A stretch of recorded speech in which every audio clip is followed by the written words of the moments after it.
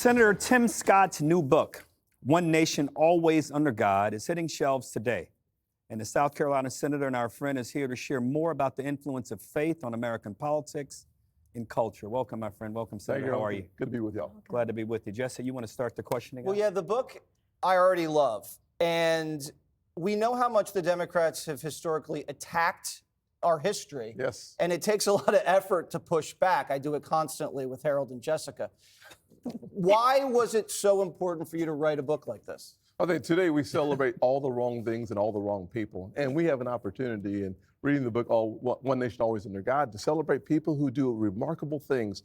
God so often uses ordinary people to achieve extraordinary outcomes for other people. I think about the story of Norman Borlaug, a farmer, a Christian farmer who really prayed over the land. Galatians 6:7 says, whatever you sow, that what you also reap. Verse 9 says, if you're patient in due season, you'll get a reward. He saved over 1 billion lives by figuring out how to use agriculture in a powerful way.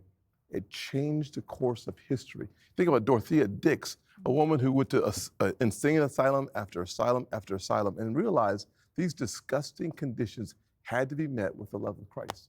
She changed the course of mental health and how we treat it.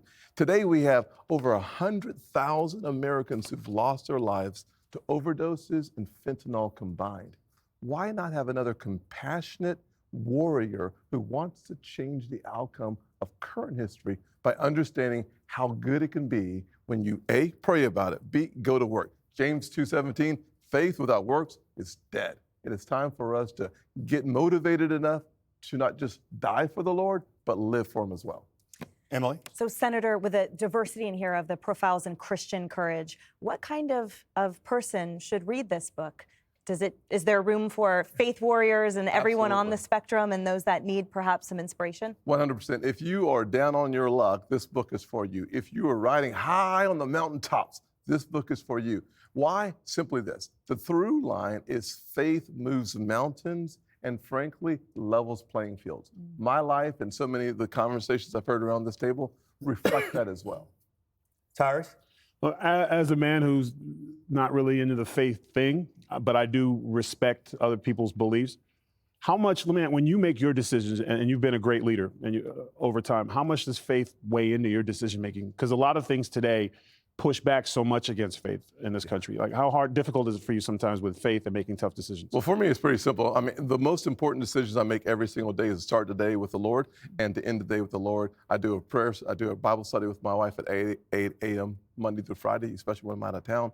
It impacts every decision I make. My opportunity zone legislation that has really brought a lot of resources into the poorest communities, it was a result of Jack Kemp's initiative and prayer. How do I bring real solutions to those who are impacted the most by poverty? And it was the private sector. It's what changed my life, and I wanted to change people's lives today as well. DP, you grew up in the church. How do you, well, Hallelujah. I don't know. I had a question about marriage, but now I'm going to change my question. We started the show talking about Zohrab Mamdani, the B Block was about Mamdani, the socialist communist, and Elizabeth Warren, a fellow senator of yours. And they want to give things. And Elizabeth Warren says in the speech, we're the ones that are going to give the health care. We're the ones, and the outcomes they're not achieving. And one of the popes talked a lot about the dignity of work. Yes. And I wonder about that now in terms of how you apply this going forward, because opportunity zones is one, but that feeling of you have to work in order to have that dignity, to feel good about yourselves, to provide for your family, and that capitalism really has been it's not perfect, nope, but it's been the best way to bring people up out of poverty and give them opportunity. It is the most effective way of solving the issue of poverty. My life is a classic example. Single parent household, mired in poverty, failing out of high school. I meet a mentor who teaches me work is good for your soul, really good for purpose. It changes the way I saw work and the way I saw myself. As a result, everything has been transformed, not only in my life, but in my mother's life and my community. And you'll read more about those kinds of stories in the book, one nation, always under God. You did mention before we went on air that you've been playing your wife in tennis a lot, Senator. Oh, Have you my been gosh. praying to God that you can beat your wife in tennis? You know, obviously what the Lord has heard from me is you need to be humble because she beats me like a drum, 39-1. I mean, literally You got the one. getting One. beat. You got the one. I've won one time. Was it early looking in the down. middle? Did it break the streak, or You know, was it? it was the 38th time. Okay, so Did you she have stopped the COVID? streak, yeah. Well, actually, she had just returned from being in Africa. She went on a Okay. mission Okay. trip. So jet lag. She's exhausted. I'll take it when a brother So you're can like, get a hey, win. want You to take play one. at 3 a.m.? Exactly. It works though. Because Congratulations on the book. Thank Thanks you for very being here. much. you, Appreciate it. Senator. A lot of fun. You have one of your titles is "Do Your Best Even When No One Knows." We can all do a little bit more of that. Thank you, Yes. Senator Thank you. Scott. Check out his new book, One Nation, Always Under God, on sale now. Click here to subscribe to the Fox News YouTube page to catch our hottest interviews and most compelling analysis.